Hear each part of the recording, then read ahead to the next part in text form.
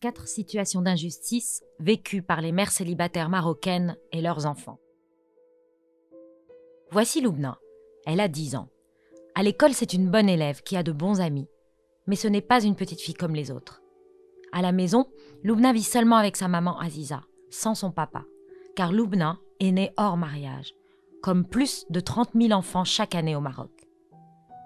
Le papa de Loubna, Aziza le connaît bien. Il s'appelle Bachir. Un test ADN a même prouvé cette paternité biologique. Pourtant, Loubna ne porte pas le nom de famille de Bachir. Bachir refuse de l'avoir. Il ne participe pas aux charges de la famille. Elle n'héritera jamais de lui. C'est la loi au Maroc.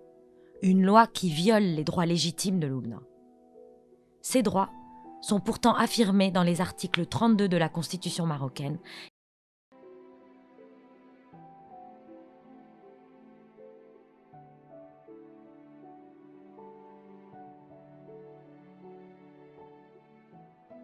C'est pourquoi 100% Maman réclame la généralisation de la preuve ADN lors de naissance hors mariage et lorsqu'une paternité est démontrée, son application sans aucune restriction.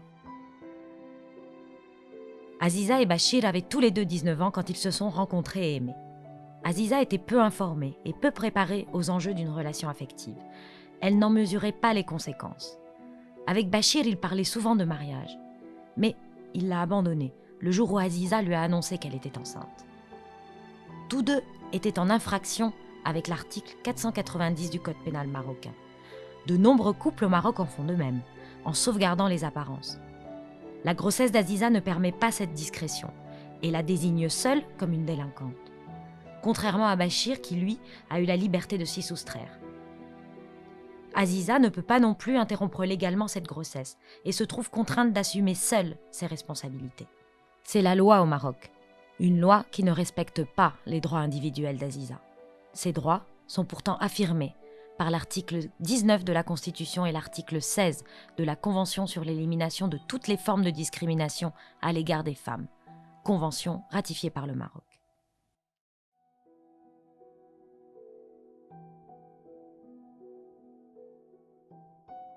Enfin, depuis 2014, l'Assemblée générale des Nations unies enjoint chaque État de faire prévaloir la santé sexuelle et reproductive de ses citoyennes.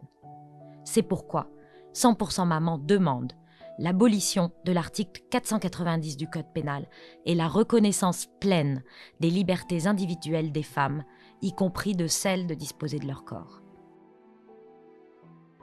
La grossesse d'Aziza est difficile. Après Bachir, sa propre famille la rejette aussi, lui reprochant de salir son honneur. Le jour de l'accouchement, Aziza se présente seule à l'hôpital public et subit les brimades et discriminations de la part du personnel. Après la naissance du bébé, un policier la rencontre pour un interrogatoire. Il lui demande si elle souhaite garder ou abandonner son enfant. C'est l'usage au Maroc, un usage qui viole les droits d'Aziza et de Loubna. Ces droits sont pourtant inscrits dans le préambule de la Constitution ainsi que dans ses articles 20, 21 et 22.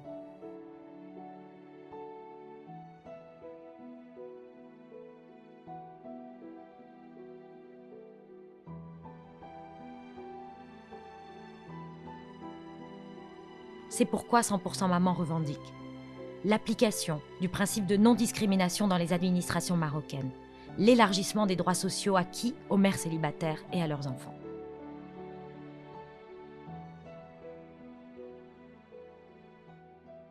Aujourd'hui, Aziza élève Loubna seule, dans un petit appartement. Elle travaille dans une usine et cotise à la CNSS. Pourtant, elle ne peut y inscrire sa fille. Elle ne peut non plus bénéficier de la couverture sociale Ramed en cas de maladie, car ni sa famille ni aucun propriétaire privé ne lui accorde de domicile légal. Il existe un fonds mensuel d'aide pour les mères élevant seules leurs enfants, mais il est seulement réservé aux veuves.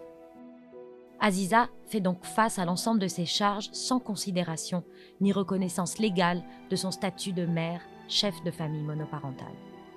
C'est la loi au Maroc, une loi qui viole les droits d'Aziza et de Loubna. Ces droits sont pourtant reconnus par l'article 31 de la Constitution.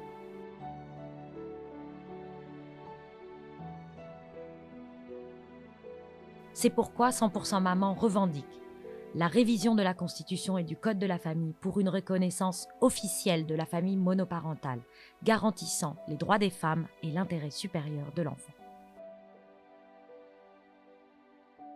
À force de travail et de volonté, Aziza offre un avenir digne et autonome à Lubna.